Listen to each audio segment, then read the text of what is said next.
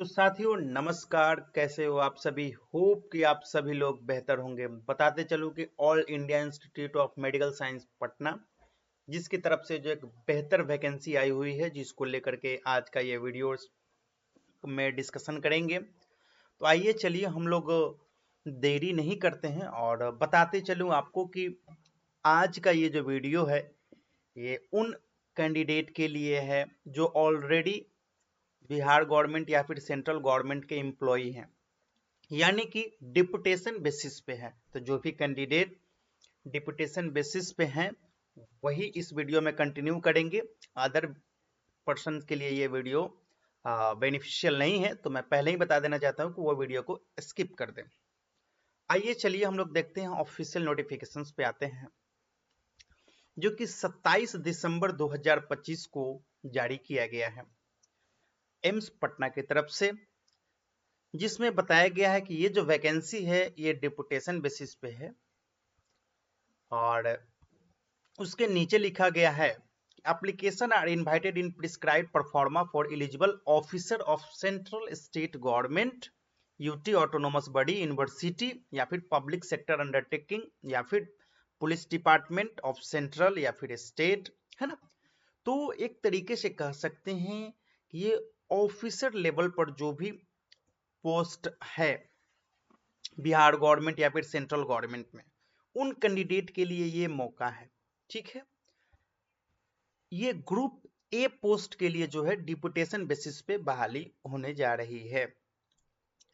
तो पहला जो आपका पोस्ट है मेडिकल सुपरिटेंडेंट का, मेडिकल सुपरिटेंडेंट के लिए आपको पे लेवल 14 प्रोवाइड किए जाएंगे, यानी कि 1,44,200 रुपए से लेकर के 2,18,200 रुपए प्लस में एनपीए भी मिलेगा।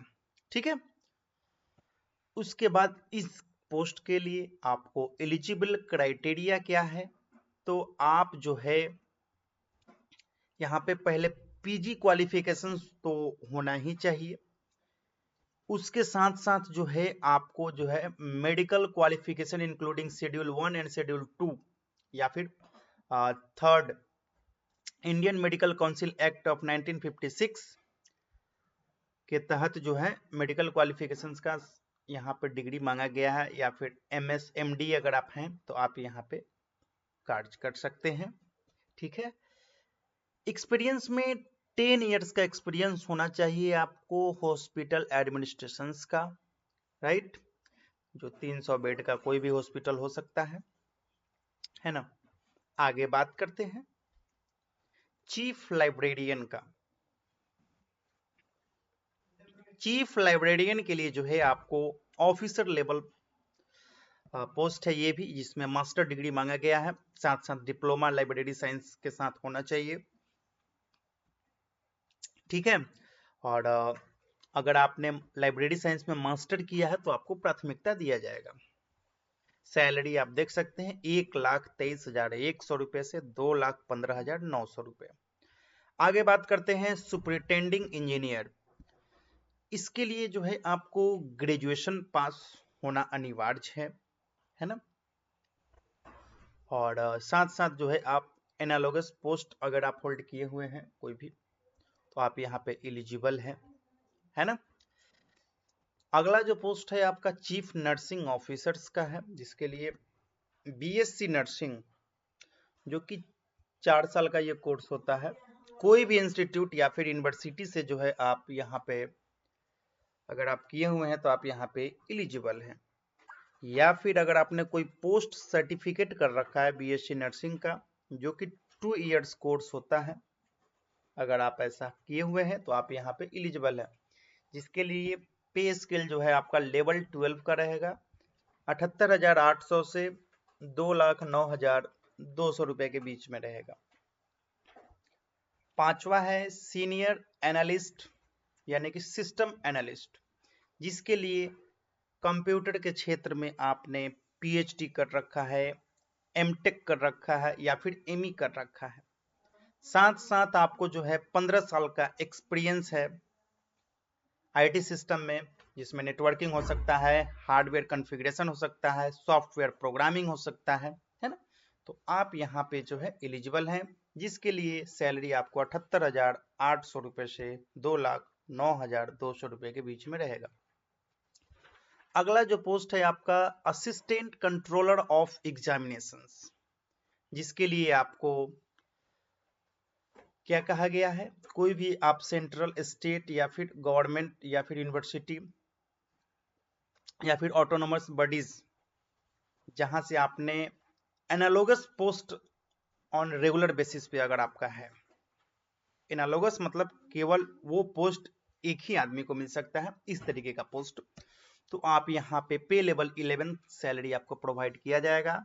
ठीक है, 67,700 से 2,08,700 रुपए के बीच में रहेगा। तो एक तरीके से देख सकते हैं यहाँ पे चीफ डाइटिशियन का है, जिसके लिए MSc home science food and nutrition में अगर आपने एमएससी कर रखा है तो आप यहाँ पे एलिजिबल है।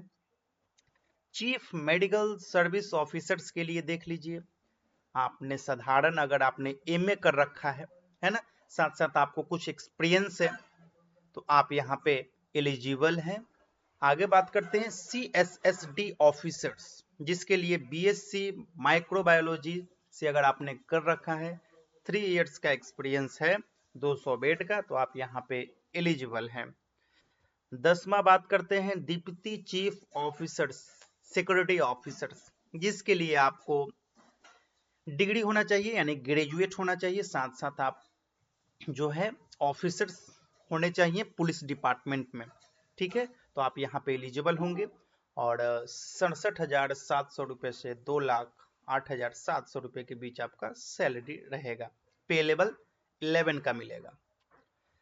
अगला जो पोस्ट है आपका एग्जीक्यूटिव इंजीनियर का है, जिसके लिए आपको ग्रेजुएशन होना अनिवार्य होगा, कोई भी स्ट्रीम हो सकता है, मैकेनिकल, इलेक्ट्रिकल इंजीनियरिंग, है ना। साथ साथ आपको अगर एक्सपीरियंस यहाँ पे है तो आपको यहाँ पर प्राथमिकता भी मिलेगा, इसका बात यहाँ पे कहा गया है। आगे बात करें, इलेक्ट्रिकल डिपार्टमेंट में एग्जीक्यूटिव इंजीनियर के लिए जो है यहाँ पे पोस्ट है, यानी कि आपको जो है graduation in electrical engineering from recognised institute या फिर यूनिवर्सिटी विथ 5 ईयर एक्सपीरियंस, यानी कि यहाँ भी आपको ग्रेजुएशन के साथ 5 साल का एक्सपीरियंस मांगा गया है इलेक्ट्रिकल इंजीनियरिंग के क्षेत्र में।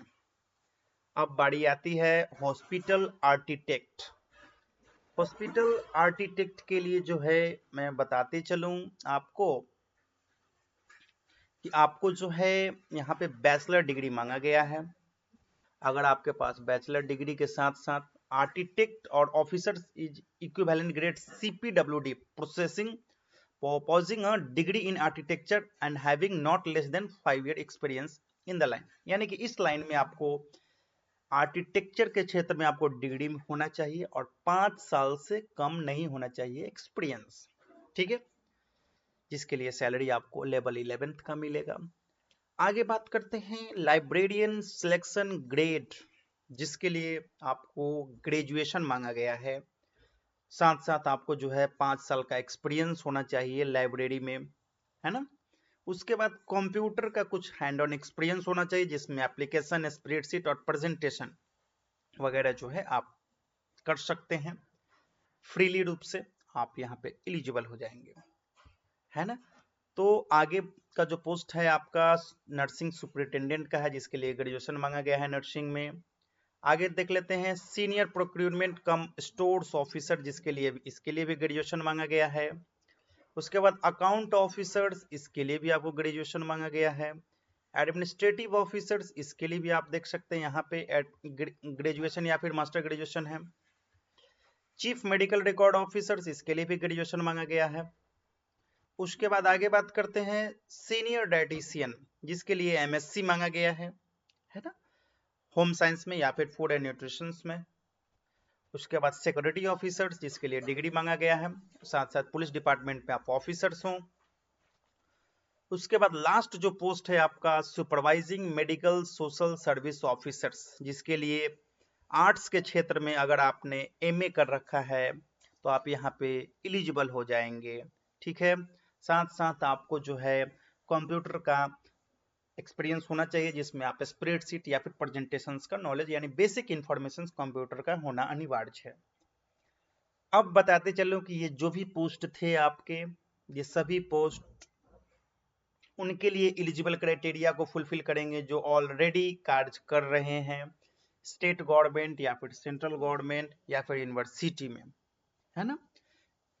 तो पब्लिक सेक्टर में अगर आप काम कर रहे हैं तो आप यहाँ पे एलिजिबल हो जाएंगे, है ना। ऑफिसर्स लेवल हो गया या फिर जो है रैंक के हिसाब से जो है यहाँ पे मिलेगा।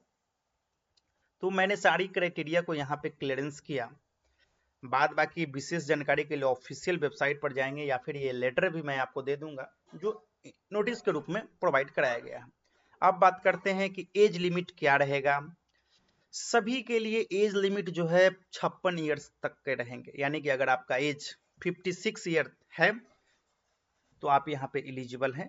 56 के बाद जो है आप यहाँ पे एलिजिबल नहीं होंगे। केवल एक पोस्ट जिसके लिए आप एलिजिबल हो सकते हैं वो है मेडिकल सुपरिटेंडेंट। देखिए यहाँ पे कहा दिया गया।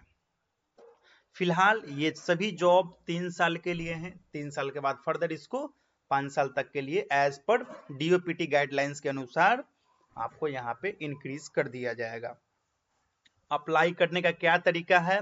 बिल्कुल ऑफलाइन मोड है, कहीं से कोई चार्जेस नहीं लग रहे हैं।